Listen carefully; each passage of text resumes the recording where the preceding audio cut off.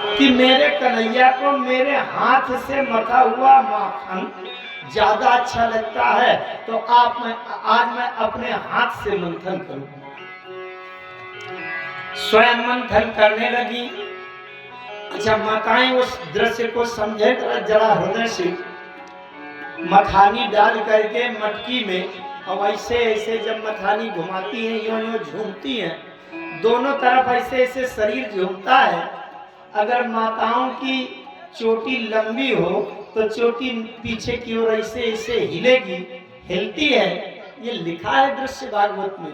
यशोदा मैया की जो बेणी है वो ऐसे ऐसे हिल रही है, और कन्हैया थोड़ा थोड़ा चलने लायक घुटनों के बल, और थोड़ा खड़े भी हो जाते थे तो घुटनों के बल पीछे से आ गए, और पीछे से यशोदा मैया का घाघरा पकड़ करके कन्हैया खड़े हो गए, और खड़े हो गए यशोदा मैया की चोटी पकड़ लिया।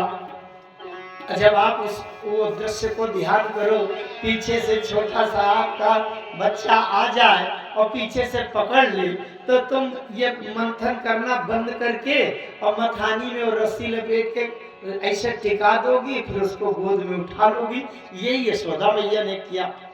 तमंकमारूढ़मापया ययत स्तनम स्नेहस्तुतं तमीक्षति मुखम। यशोदा मैया ने कन्हैया को गोद में लिया और दूध पिलाने लगी। थोड़ी देर में भगवान की लीला, थोड़ी देर में भगवान बहुत वजनदार हो गए। यशोदा मैया ने सोचा कि लगता है दूध ज्यादा पी गया, तो 5 किलो का कन्हैया 20 किलो का वजन हो गया, लगता है ज्यादा दूध पी गया। अब भगवान कन्हैया ने भार बढ़ा दिया अपना वजन। इतने में क्या देखा कि दूध पकने के लिए रखा था। अब तो सब समय बदल गया है, केवल कहने भर की बातें रह गई हैं। गांव की बात है, गांव के शब्द में अगर कहें तो पुराने जमाने में गोरसी में अच्छू करीर रख करके उसमें दूध कंडा की आगी सुलगा के 2-3-4 घंटा पका करता था। सब केवल बातें रह गई, ऐसे पक रहा था। और उसमें अगर 4 घंटा दूध धीमी आंच में पके तो दूध लाल पड़ जाए और मलाई इतनी मोटी रोटी की तरह हो जाए और दूध अपने आप मीठा लगने लगे। पुराने लोगों ने तो खूब स्वाद लिया है, लेकिन अब नए सिस्टम में अब व्यवस्था मुझे लगता है कहीं नहीं रह गई।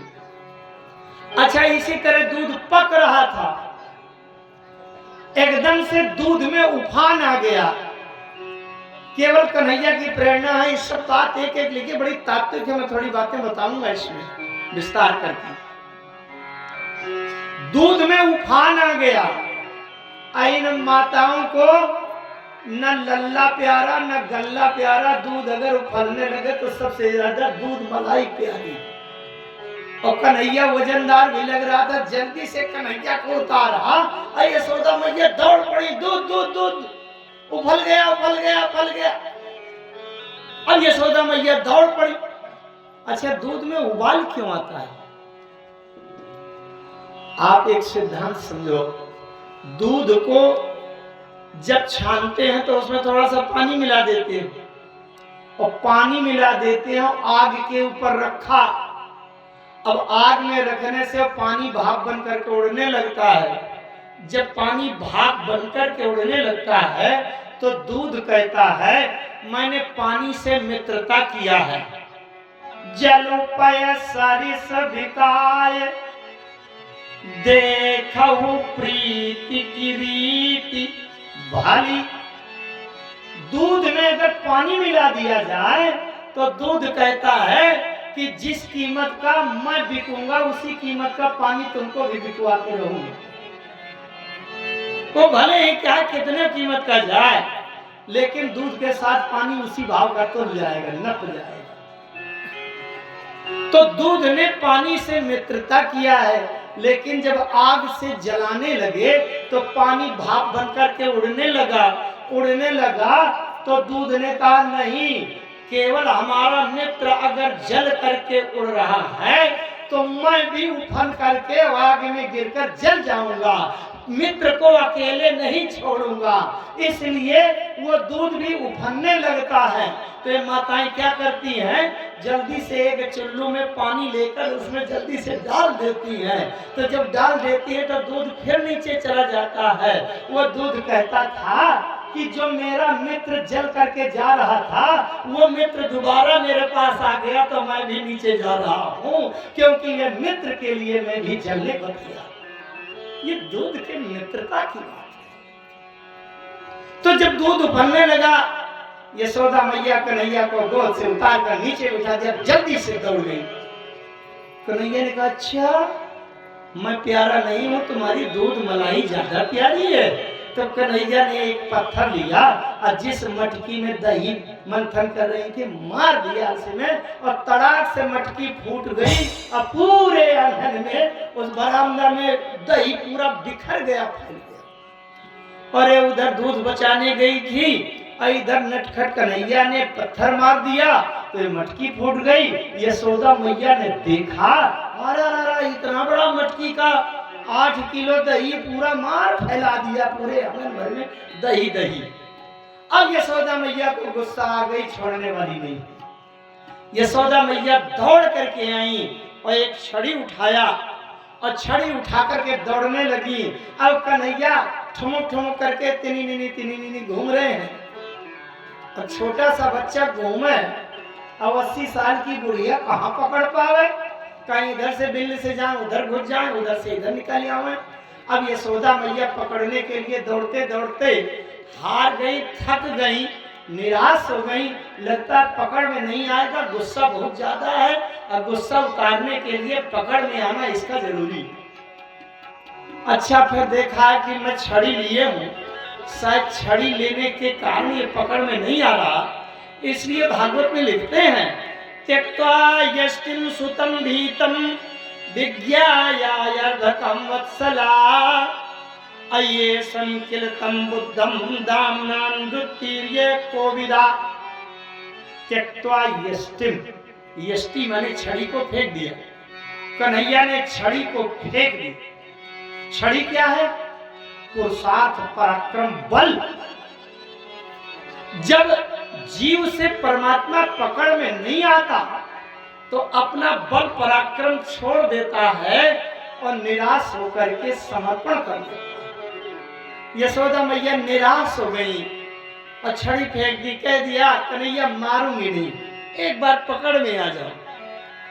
तो कन्हैया यूं खड़े हो गए, ये लो मैया पकड़ लो।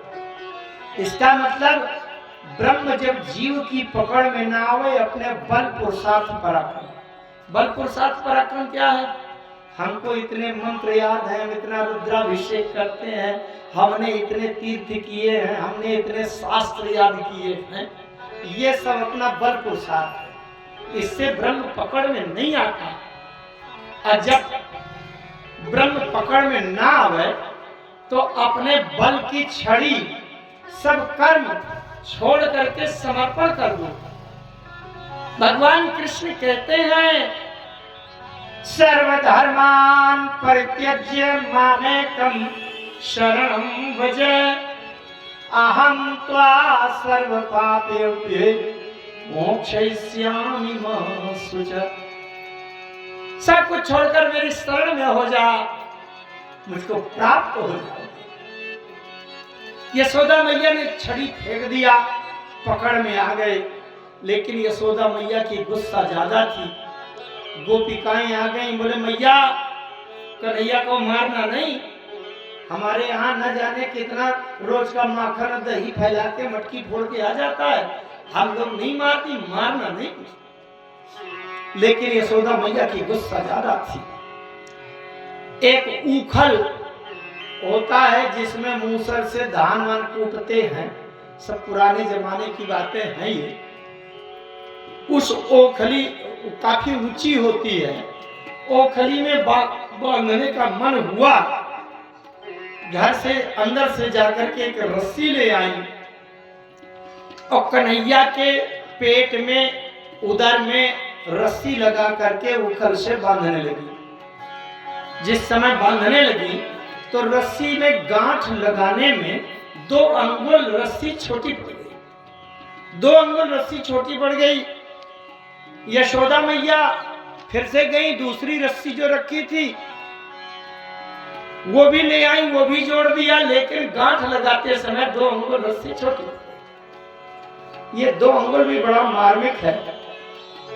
बहुत ज्यादा व्याख्या तात्विक तो नहीं करूंगा, क्योंकि सब लोगों को कथा का रस फिर नहीं मिलेगा। यही रामायण में भी एक प्रसंग आता है 2 अंगुल वाला। एक छोटे से कौवा जब बाल रूप राम जी के साथ में खेल करते थे, तो जब वो बालक राम के पास कौवा जाए तो राम जी हंसने लगे, और जब वो कौवा दूर भागे तो राम जी रोने लगे। ये सोच करके कि पता नहीं क्यों रो रहे हैं, तो कौवा आकाश में उड़ान भरने लगा। और जैसे आकाश में उड़ान भरी, वैसे छोटे से राम जी ने ऐसे अपनी भुजा उठा दी, तो कौवा के पीछे राम जी की भुजा और दोनों के बीच में 2 अंगुल का अंतर, और वही 2 अंगुल का अंतर यहाँ। मैं रामायण की बात ज्यादा नहीं करूंगा, क्योंकि राम कथा तो आप लोग सुनते ही रहते हैं। इस मेरे जन्मभूमि ग्राम में ये पहली बार भागवत कथा हो रही है, इसलिए मैं भागवत कथा की ही बातें ज्यादा बताऊंगा। यशोदा मैया की रस्सी छोटी पड़ गई 2 अंगुल। यशोदा मैया ने सभी गोपिकाओं से कहा, अरे गोपी अपने घर की रस्सी ला, तू भी अपने घर की रस्सी ला। सभी गोपियां गई अपने अपने घरों की रस्सी, बड़ी लंबी लंबी सब रस्सियां ले आई, और पूरे गोकुल गांव भर की रस्सी जोड़ करके भी जब गांठ लगाया तो 2 अंगुल छोटी हो गई। ये 2 अंगुल क्या है, थोड़ा सा तात्विक दृष्टि से समझे। 2 अंगुल है, वेदों में बात आती है, वेद के वेदांत में बात आती है, अहंता और ममता। भारत प्रेम के ही समय जस तस कही सके न शेष, कभी ही अगम जिनि ब्रह्म सुख आहा मम मलिन जनेश। आहा मम, आह माने अहंता, मम माने ममता। आह का अर्थ है अहंकार। ध्यान से सुनिए, कथा की एक बार समझ में आ जाए। आह माने होता है अहंकार, और मम माने होता है मेरापन। अगर आपको अपने जीवन में अपने गुण, लक्षण, विद्वता, सुंदरता, जात की ऊंचाई, रुपया, पैसा, धन संपत्ति, पद प्रतिष्ठा का अहंकार है, तो आप ब्रह्म को बांध नहीं पाएंगे। और दूसरा, संसार में अगर मेरापन आपको बैठा हुआ है, ये मेरा, ये मेरा, ये मेरा, तो भगवान कहते हैं तुम्हें संसार के ईंट पत्थर के मकान जब मेरा लगते हैं, तो मैं तो तुम्हारा है ही नहीं हूं। इसलिए अगर 2 बातें हैं, हमारे अंदर अपना अहंकार और हमारे अंदर संसार की संपत्ति, घर परिवार में मेरापन की मेरा मेरा, तब तक आप परमात्मा को बांध नहीं पाएंगे। ये कैसे छूटे, ये तो कठिन बात है, आज यहाँ मैं नहीं बोलूंगा, इसलिए कि सरल कथा कहूं जिससे हमारी सभी बहन बेटियों, बहुओं, माताओं को सब समझ में आए। एक गोपी ने जब देखा कि यशोदा मैया बहुत व्याकुल हैं, बांध नहीं पा रही हैं, एक गोपी ने कहा, भागवत में तो बात नहीं लिखी, लेकिन ब्रह्म वैवर्त पुराण और गर्ग संहिता, ये 2 महान हमारे धर्म ग्रंथ हैं, उनमें भी भगवान कृष्ण की लीला का वर्णन है। उसमें बात आई कि एक गोपी ने दौड़ते दौड़ते आकर के यशोदा मैया ने कहा, मैया मैया अगर कन्हैया को बांधना हो तो मैं बताऊं? बोले हाँ हाँ बताओ। बोले अगर कन्हैया को बांधना हो तो तमाम लोग कहते हैं कि बरसाने से रस्सी मंगाओ तो कन्हैया बंध जाएगा। क्यों? क्योंकि बरसाने में राधा जी का जन्म हुआ है और राधा जी भक्ति हैं। बरसाना भक्ति का गांव है। भक्ति के नगर से प्रेम की डोरी मंगवाओ तो परमात्मा बंध जाएगा। इसलिए प्रेम की डोरी में ही परमात्मा बंधा होता है। बोले राधा रानी सरकार की। आइए राधा जी का नाम आया है तो जरा मीठी मीठी तालियां बजाते हुए सभी लोग गाएंगे। हो मीठे रस से भरोगी राधा रानी लागे महारानी लागे मोहे करो करो जमुना जी को पानी लागे। हो मीठे रस से भरोगी राधा रानी लागे महारानी लागे मोहे करो करो जमुना जी को पानी लागे। ओ मीठे रस के भरियोरी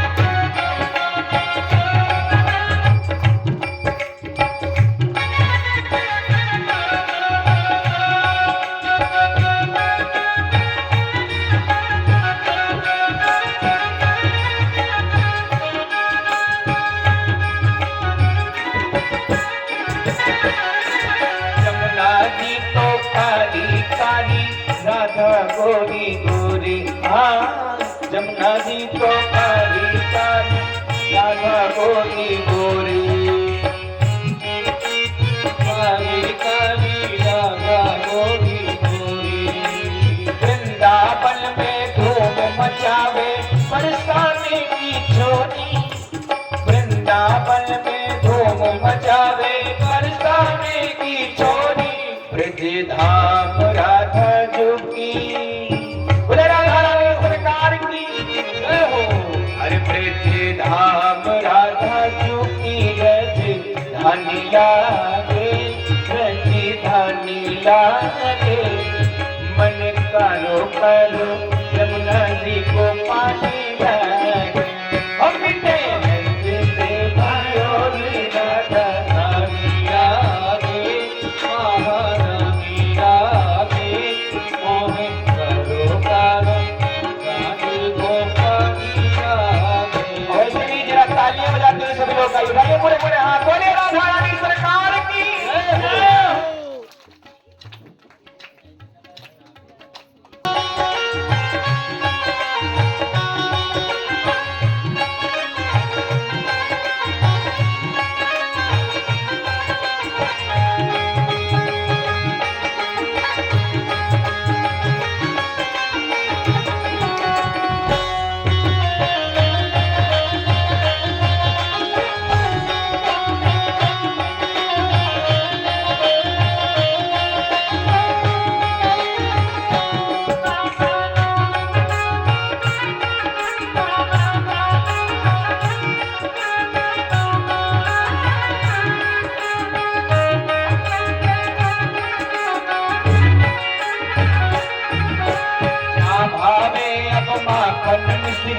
और न कोई मिठाई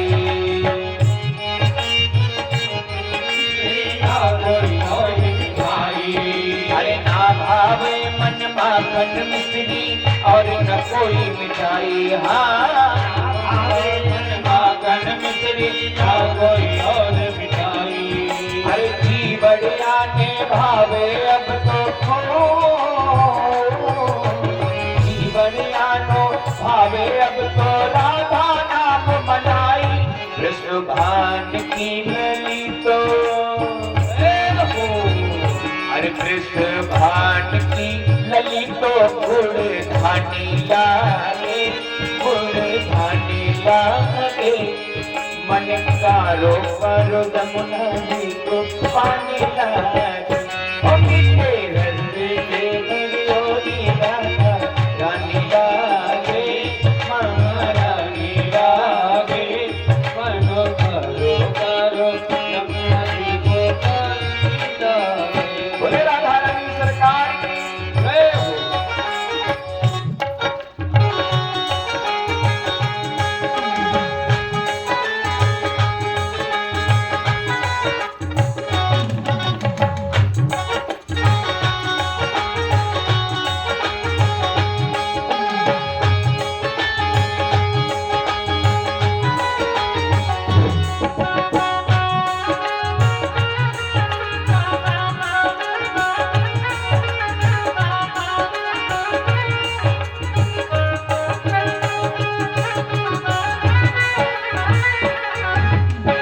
नानक मुरली में तेरे सुमरे आठों याम। नानक मुरली में तेरे आठों याम। ओ तीन रूप धरे मनमोहन कोई न पावे पार। ओ तीन रूप धरे मनमोहन कोई न पावे पार। राधा रूप की अनोखी, राधा रूप की अनोखी पटरानी लागे, पटरानी लागे। मन कारो कारो जमुना जी को पानी लागे।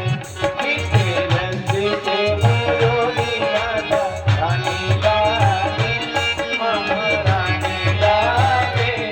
मन कारो कारो जमुना जी को पानी लागे।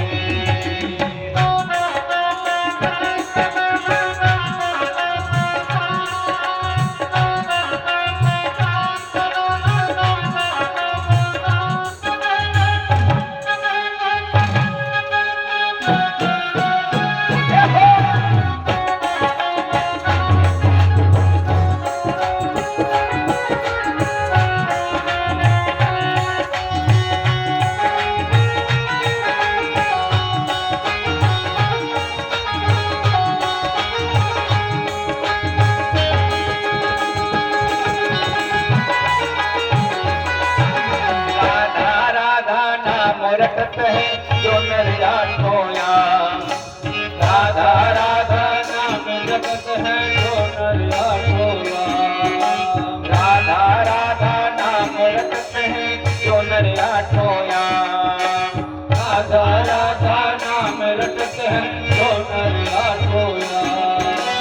इनकी बाधा दूर करत है राधा जी को नाम। इनकी बाधा दूर करत है राधा जी को नाम। राधा नाम में सफल जय हो। राधा नाम में सफल हिंदू गानी लागे, हिंदू गानी लागे। मन कारो कारो जमुना जी को पानी लागे। और पीछे होली राधा रानी लागे, महारानी लागे। मन कारो कारो जमुना जी को पानी लागे। ओ मन कारो कारो जमुना जी को पानी लागे। मन कारो कारो जमुना जी को पानी लागे। बोले राधा रानी सरकार की जय हो। कथा चल रही थी कि यशोदा मैया कन्हैया को बांधना चाहती हैं। ये रस्सी अपने बल पुरुषार्थ का प्रतीक है। जब कन्हैया नहीं बंध रहे तो मैया ने समर्पण कर दिया। लगता है आज बांध नहीं पाऊंगी। कन्हैया यूं सिकुड़ गए, लो मैया बांध लो। कहते हैं विश्वम्भर त्रिभुवन श्रीपति, त्रिभुवनपति वेद विदित यही। जिन बांधे सुर असुर नाग नर, प्रबल कर्म की डोरी, स्वयं अविच्छिन्न ब्रह्म जसोमति हठी, बांध्यो सकत न छोरी। वो कन्हैया बन गए, ऐसी हरि करत दास पर प्रीति। भगवान केवल समर्पण का महत्व करते हैं।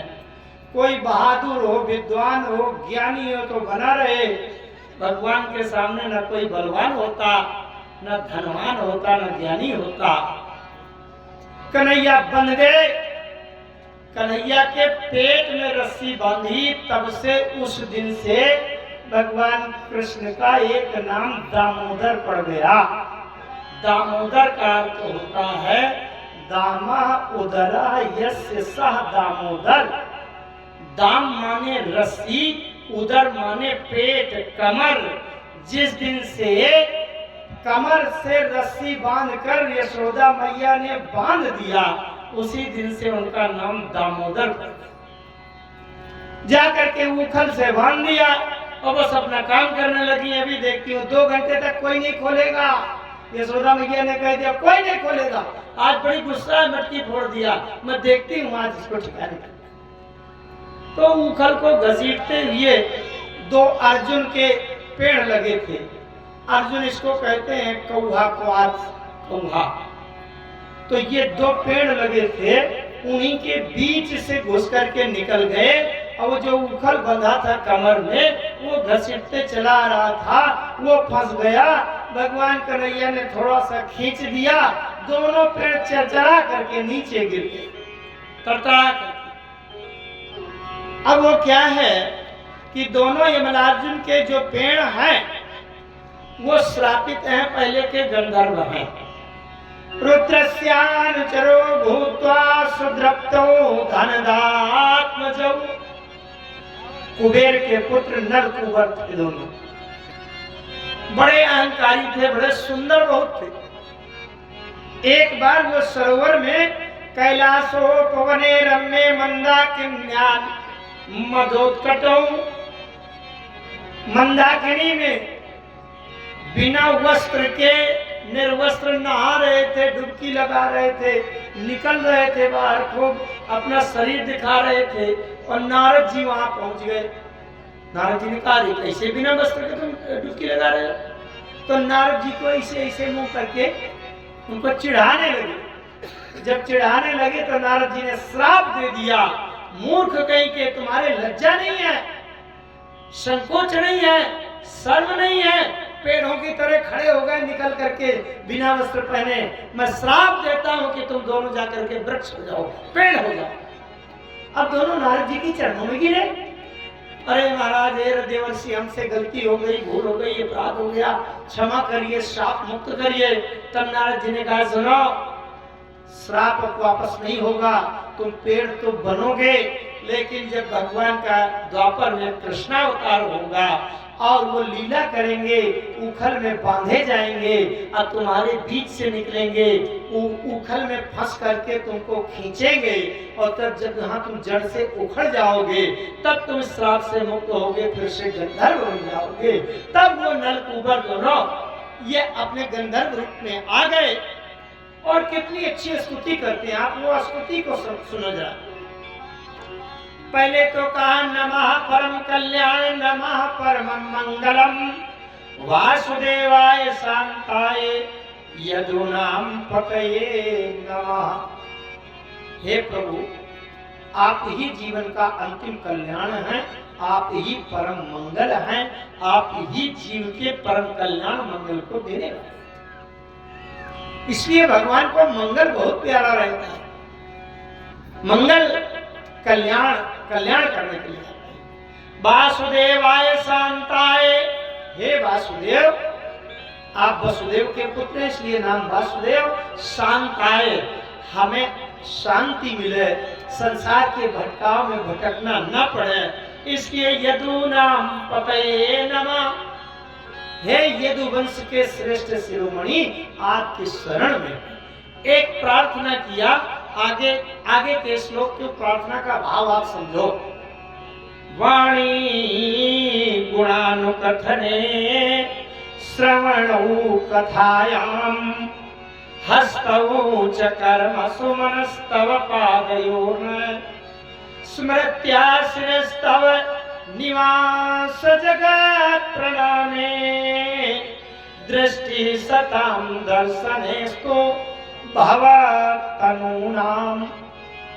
इस श्लोक की प्रार्थना जो कोई रोज भगवान से करे उसके जीवन में भगवान का बिल्कुल साक्षात दर्शन होगा। इसका अर्थ सुनो आप। दोनों नलकूबर ने प्रार्थना किया भगवान से कि वाणी गुणानुकथने श्रवणो कथायाम, ये जो हमारे मुंह में वाणी है हे प्रभु, ये वाणी केवल आपके गुणों का कथन करे, आपके गुण गाए, आपकी कथा करे, आपका नाम कीर्तन करे, इसके अलावा और कुछ न बोले। अश्रवणो कथायाम, ये जो कान है इसमें आपकी कथा ही सुनने को मिले और संसार के गाली गलौज फिल्मी गाना सुनने को न मिले। हस्तौ च कर्मसु, इन हाथों से केवल आपकी सेवा पूजा करने का अवसर मिले और कुछ काम न करना पड़े। अमनस्तव पादयोर्न, हमारा मन मना तव पादयोः, हमारा मन केवल आपके चरणों में लग जाए और कहीं न भटके। स्मृत्याश्रयस्तव, जब स्मरण आवे तो आपके मुखमंडल के दर्शन की याद आवे और कोई याद ना आवे इस जीवन में। निवास जगत प्रणामे, इस जगत के कण कण में आपका निवास है भगवान। हम जहां भी जाएं, जहां भी देखें तो दृष्टि ही सताम दर्शनेस्तु भवतनूनाम, इस दृष्टि को जहां भी टिकावे वहां भगवान का ही दर्शन हो। ये हमारी प्रार्थना है, ये हमें आशीर्वाद दीजिए, अपनी कृपा से ऐसा संजोग दीजिए। इतनी अच्छी प्रार्थना करके और वो गंधर्व आकाश मंडल में उड़ गए, पुनः अपने धाम को पहुंच गए। एक बहुत अच्छी बहुत आवश्यक लीला है, उसकी चर्चा किए बिना तो भगवान कृष्ण की बाल लीला पूरी हुई नहीं सकती।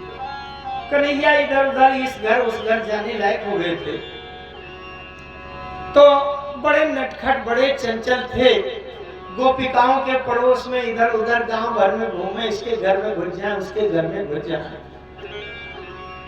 और जा करके जहां माखन रखा हो वहां जाए तो बढ़िया माखन खाएं, अब बस अपने साथियों को खिलावें, साथियों को खिलावें। और भगवान ने 8-10 मित्रों को जोड़कर एक मंडली बनाई थी और उसका मंडली का नाम रखा था चौर मंडल, चोरों की मंडली।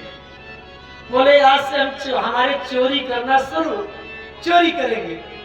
चोरी का है कि अच्छा बहुत सैद्धांतिक बातें ये हैं। ये गोकुल से सभी गोपिकाएं गाय रखें, दूध दुहें, दही जमावें, मक्खन निकालें, अब पूरा मक्खन जाए तो कंस के नगर में मथुरा में जाके दे आओ 2-2 पैसा के लिए।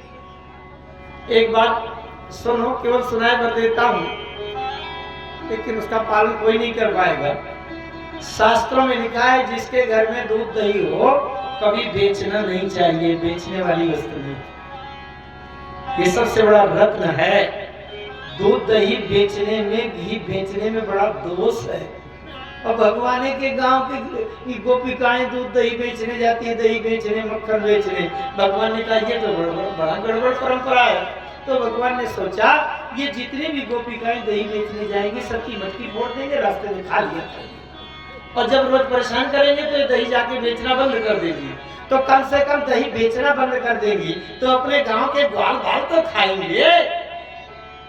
इसलिए बीच रास्ते में ये 10 लोग, 10 अपने मित्र सखा उसी आयु के, उसमें मधुमंगल और श्री दामा, सुदामा, बलदाऊ जी, मनसुखा, ये तमाम इनके साथी रहते थे।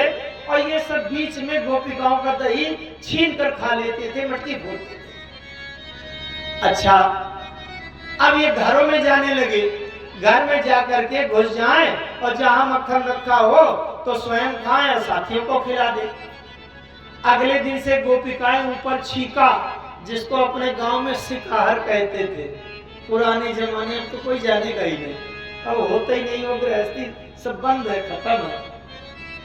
ऊपर लटका देते थे कि कहीं से बिल्ली न उछल के खा पावे, तो ऊपर वहां ठाठ में अब मलगा में वो लटका देते थे मुस्का की तरह का वो आकृति। अब उसमें मटकी ढल देते थे, उसी में दही मक्खन रखा रहता। उसको छीका कहते हैं, छीका कहते हैं। तो उसमें ऊपर लटका दिया। अब दूसरे दिन कन्हैया गए, अरे बोले नीचे नहीं रखा, अब तो ऊपर लटका है। बोले कोई बात नहीं, चुपचाप घुस गए और एक को जो मजबूत हट्टा कट्टा था उसको नीचे खड़ा किया और थोड़ा उससे हल्के वाले को उसके ऊपर और तीसरे को जो बिल्कुल हल्का था उसके ऊपर और एक के ऊपर एक चढ़ते चढ़ते और मटकी को पकड़ लिया, वहीं से फोड़ दिया। अगर उतार नहीं पाए तो खट्टे से मार दिया, अब बलबला के बह गया और सबको कहा खाओ मौज करो। अच्छा फिर अब गोपिकाएं परेशान, फिर क्या करें कि बंदरों को लिवा के पहुंच जाए।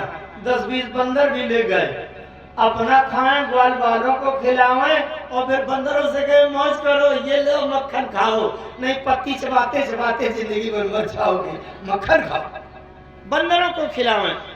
ये ऐसी बात नहीं है, देखिए इसमें कितना अच्छा लिखा है, वत्सान मुंचन।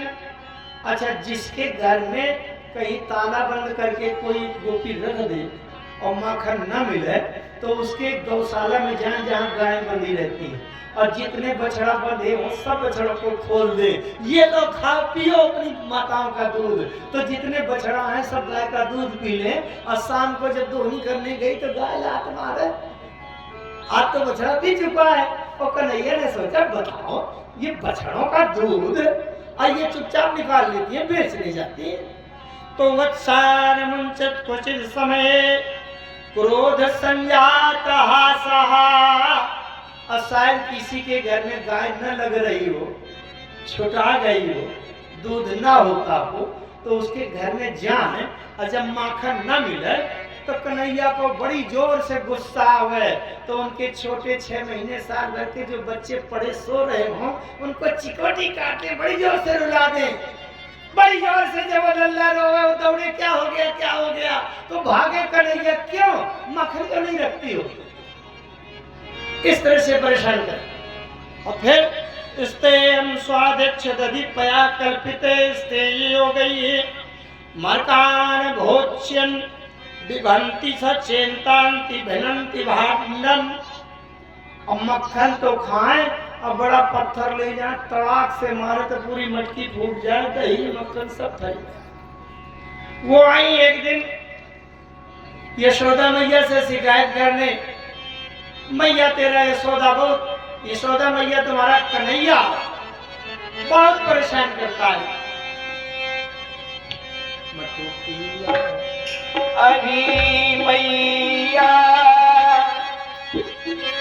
कन्हैया की शिकायत क्या करूं, नटखट की मत किया हो मत किया, छोड़ दी मोरी मत किया, छोड़ दी मेरी। ये आकर पास से चुप करके तेरे इस ताना ने चलिया ने मत किया हो गगरिया, होगी मोरी गगरिया, होगी मोरी। अरे मैया कन्हैया की, बोले माखन छोड़ भगवान की जय हो।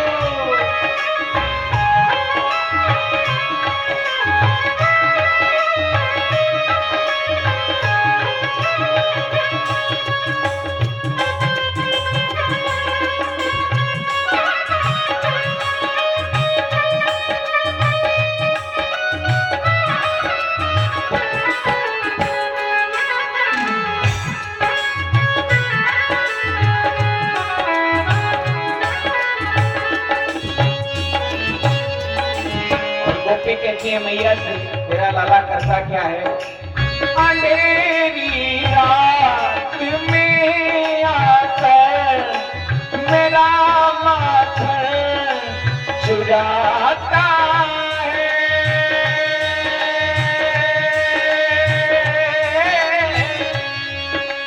मेरा माथा चुराता है। अंधेरी रात में आकर मेरा माथा, गाइए तालियों की सेवा करते हुए रे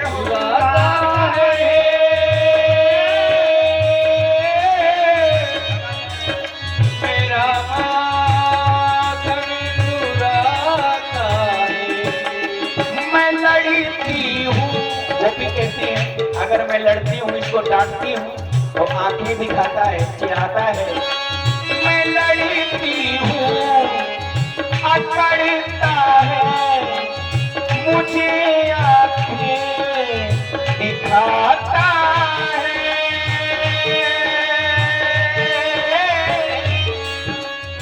मुझे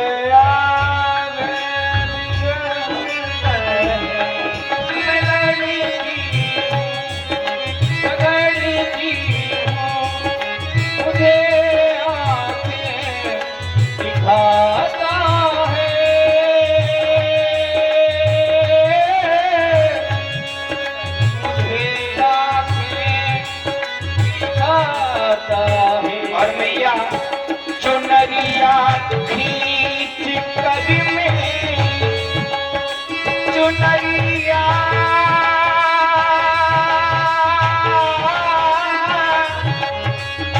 चुनरिया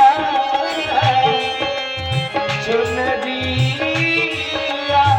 चुनरिया खींच कर में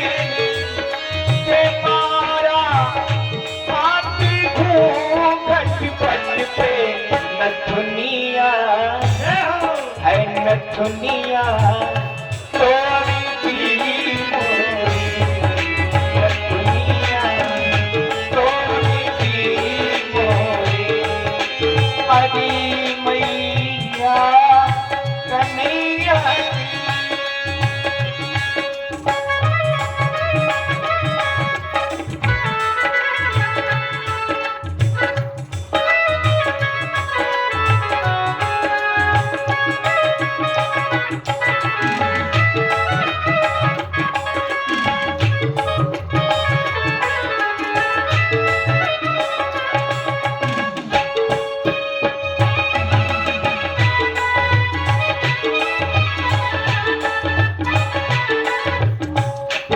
गोपी कहती है मैया से, जब ऐसी शिकायत करती हैं तो कन्हैया मैया का पल्लू पकड़ के खड़े हैं, छोटे से कन्हैया, और मैया से कहते हैं मैया फंसा कर मुझे बातों में सदा भर में बुलाती है,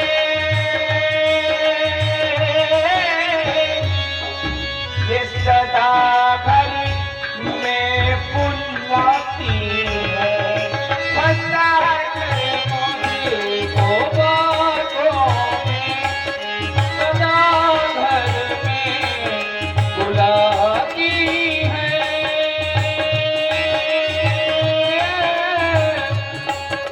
सदा घर में बुलाती है।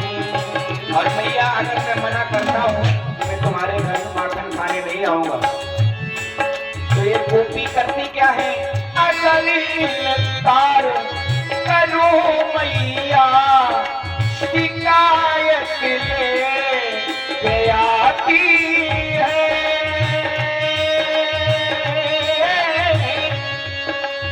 लहना लेके आती है, अगली तार करो मैया शिकायत लेके आती है,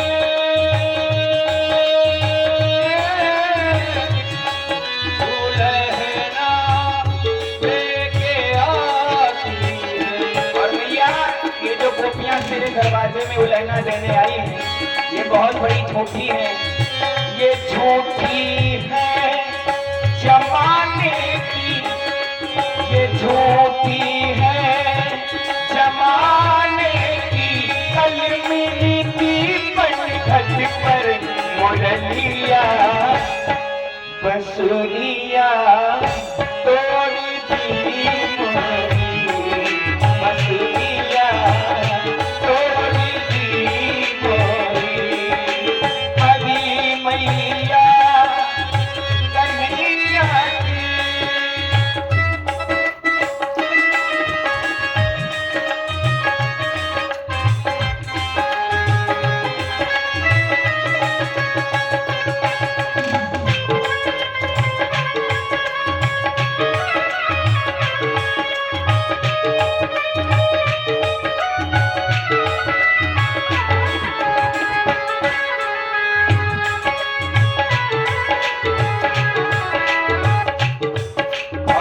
कहती हैं भैया से, ये तेरा लाला करता क्या है?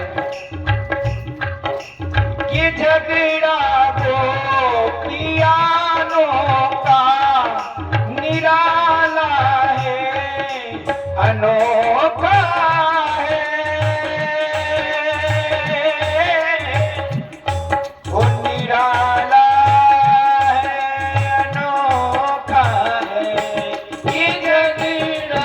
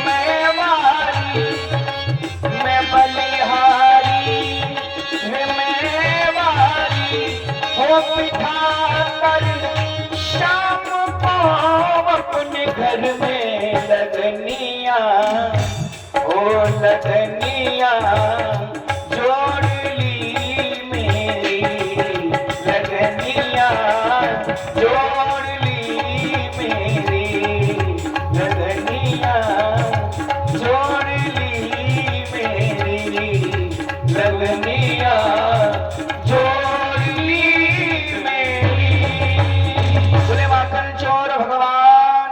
जय हो।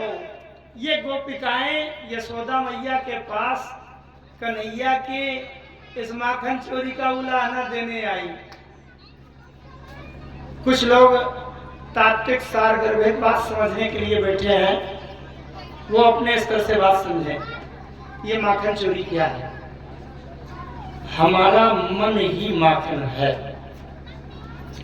वो भगवान कृष्ण अपनी विविध लीलाओं से हमारे मन को जो अपनी तरफ खींच लेते हैं, यही माखन चुराता है। गोपी क्या है? गो माने इंद्रिय और पी माने कृष्ण रसा पिबती। इंद्रिया नाम कृष्ण रसा पिबती सा गोपी। हमारी इंद्रियां ही अगर कृष्ण भगवान की लीला का रस पीने लगे तो यही गोपी है। गो माने इंद्रिय, पी माने पीने वाली। कृष्ण का रस पिए, आनंद रस पिए, अमृत रस पिए। अच्छा, तो जब ये उलाहना देने पहुंची तो यशोदा मैया ने कहा कि ये तो तुम ऐसा करो कि अपना जो मक्खन है वो किसी अंधेरी जगह में रखा करो। क्यों उजाले में रखती हो? अंधेरे में रखो जिससे इनको दिखाई नहीं पड़ेगा। एक गोपी ने कहा ठीक है हम अंधेरे में रखेंगे। अंधेरे में रखने गए, रख दिया तो कन्हैया गए और वहां से भी निकाल लाए। कैसे निकाल लाए? कन्हैया के गले में एक वो मणि पहने रहते थे, तो मणि इतना प्रकाश करती थी कि सूर्य की तरह चमकती थी। वो गोपिकाओं ने कहा ये देखो मैया, आज हमने अंधेरे में रखा तो ऐसी मणि पहन के गया है कि वहां अंधेरा रह ही नहीं जाता। एक बार अच्छा यशोदा जी ने कहा सुनो मैं इसे नहीं मानूंगी। कन्हैया कह रहा था यशोदा मैया से कि मैया ये सब झूठ बोलती है, मैं क्यों जाऊंगा, हमारे घर में खुदा इतना मक्खन रखा रहता है, मुझे क्या जरूरत है यहाँ जाने की। यशोदा मैया ने कहा देखो एक बार तुम पकड़ के दिखाओ इसको, पकड़ के लाओ, जब चोरी कर रहा हो तब पकड़ के लाओ। एक बार एक गोपी ने सोचा कि मैं इसको पकड़ूंगी। अच्छा हुआ ये कि उस दिन छीका के नीचे एक घंटी बांध दिया एक गोपी ने। और ये सोचा कि जैसे वो मटकी उतारेगा वैसे हिलेगी तो घंटी बज जाएगी और हम लोग जान जाएंगे तो तुरंत जाके पकड़ लेंगे। कन्हैया गए, कन्हैया ने देखा अच्छा बोले इतनी चालाक, घंटी बांधे हैं। कन्हैया ने नीचे ऊपर करके 2-3 लोगों के कंधे पर जब उठ करके पहुंचे वहां तो घंटी लटकी थी। कन्हैया ने कहा देखो घंटी, आज मैं बताए देता हूं, आज मैं माखन खाऊंगा, तुम बजना नहीं। आज हम माखन खा के जाने लगे सो जो तुमको करना हो सो करना, लेकिन आज बजना नहीं तुम। कोई बात नहीं। घंटी चुप रही। कन्हैया ने पहले मक्खन निकाल के मनसुखा को, श्री दामा को, मधुमंगल को, दामा को, इनको सबको खिला दिया, बंदरों को खिला दिया। तब तक घंटी नहीं बजी। लेकिन जैसे सबसे अंत में कन्हैया ने माखन निकाला और मुंह में डाला तो घंटी बजी, टन टन टन टन टन टन टन टन हो गई घंटी। अरे टन टन बजी, गोपी दौड़ पड़ी, चोर चोर चोर। अब गोपी ने कन्हैया का हाथ पकड़ा। कन्हैया ने कहा गोपी तुम मुझे पकड़ लेना, पहले मैं घंटी से निपट लूं फिर मुझे पकड़ लेना। कन्हैया ने घंटी से कहा क्यों घंटी, मैंने कहा था कि आज तुम बजना नहीं, अब तुम बज गई। जब तो घंटी ने कितना प्यारा उत्तर दिया। घंटी ने कहा देखो कन्हैया, आपने अपने मित्रों को, मनसुखा को, दामा को, मधुमंगल को, श्री दामा को, इनको सबको खिलाया, बंदरों को खिलाया, मैं नहीं बजी। लेकिन जब रोज मंदिरों में आप लोग देखते होंगे, मंदिरों में जब हमारे संत जी पुजारी जी भोग लगाते हैं तो घंटी टन टन बजाते हैं। घंटी ने कहा जब मैं आपका भोग लगाने के समय रोज बजाई जाती हूँ और मेरी आदतें बनी है, तो आपके मुख में माखन मिश्री का भोग लगे और मैं ना बजूं तो ये मेरा दुर्भाग्य है, इसलिए न चाहते हुए भी बज गई अपने आप। घंटी क्यों बजाते हैं? एक बड़ी मार्मिक बात सुन लो, सबको समझ आ जाए। घंटी क्यों बजाई जाती है?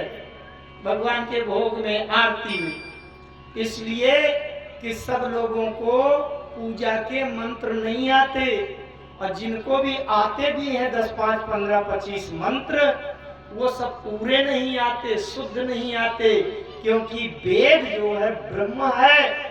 तो इसलिए घंटी इसलिए बजाई जाती है कि साधारण घंटी नहीं है, इसमें उसमें पूजा वाली घंटी में देखना तो ऊपर पक्षी का चिन्ह बना रहता है। पक्षी का चिन्ह मतलब ये गरुड़ घंटी है, गरुड़ पक्षी है।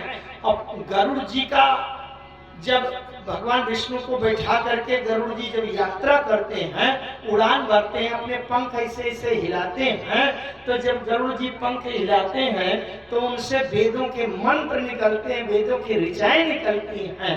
ये घंटी इसलिए बजाई जाती है कि हमको जितने 2-4 मंत्र श्लोक आते थे हमने बोल दिया, शुद्ध बोला, कभी अशुद्ध हो गया, कभी कम बोले, कभी ज्यादा बोले, तो इसलिए जो कमी रह जाए तो ये घंटी इसलिए बजाते हैं कि ये गरुड़ जी के पंख हैं।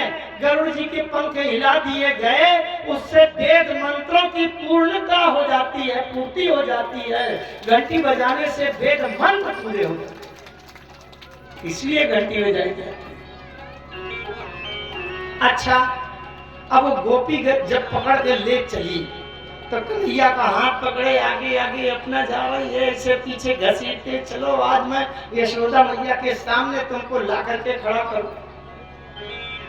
कन्हैया ने कहा, गोपी तुम मुझे पहुंचा दो यशोदा मैया के सामने, लेकिन एक हाथ पकड़े पकड़े इतनी दूर से घसीट रही हो तो थोड़ा हाथ तो बदल देने दो, दूसरा वाला पकड़ लो। बोले अच्छा दूसरा पकड़ाओ। और कन्हैया ने अपना दूसरा हाथ पकड़ने के बहाने से उसके पति का हाथ पकड़ करके उसको पकड़ा दिया और स्वयं छुड़ा दिया। अब वो अपने पति को घसीटते लिए चली जा रही है। आज चलो तुम्हारी ठिकाने लगाऊंगी, आज तुम्हारी दशा कराऊंगी, यशोदा मैया के सामने खड़ा करूंगी। वो घसीटते ले गई और जैसे यशोदा मैया के सामने गई, ये लो यशोदा मैया, आज रंगे हाथ पकड़ के लाई हूँ, अब आप इसको आप दंड दीजिए। यशोदा मैया ने देखा, अरे बावरी रह गई है रे, पागली कहूं की किसको पकड़ लाई। और जैसे उसने मुंह पीछे करके देखा तो अपने पति दुल्हा को घसीट लाई थी। बड़ी लज्जित हो गई और छोड़ करके भागी। एक बड़ी मार्मिक बात आ रही है, उसको बता दो फिर आगे चलिए। एक बार कन्हैया ने माखन चुराने के लिए सबको लेवा जाकर और जिस घर में घुसे, आप लोग सुनना ध्यान से, नहीं बात। अब वो गोपी पीछे पीछे, कन्हैया आगे आगे, कन्हैया आगे आगे भागे चले जा रहे थे। बीच में एक भक्त मिल गए। भक्त ने कहा, कन्हैया कहाँ कहाँ कहाँ? अरे बोले बात न करो, मुझे छिप जाने तो जल्दी से, नहीं गोपी पकड़ लेगी और डंडा पड़ेगा। बोले सुनो सुनो सुनो। भक्त ने कहा, सुनो, आपको अगर छिपना है तो उजाले में मत छिपिएगा, अंधेरे में छिपिएगा। अरे बोले अंधेरे तो ढूंढ रहा हूं कि कहाँ अंधेरा, काली जगह कहाँ मिले, अंधेरा कहाँ मिले, वहां मैं छुप जाऊं। भक्त ने कहा, तो सुनो।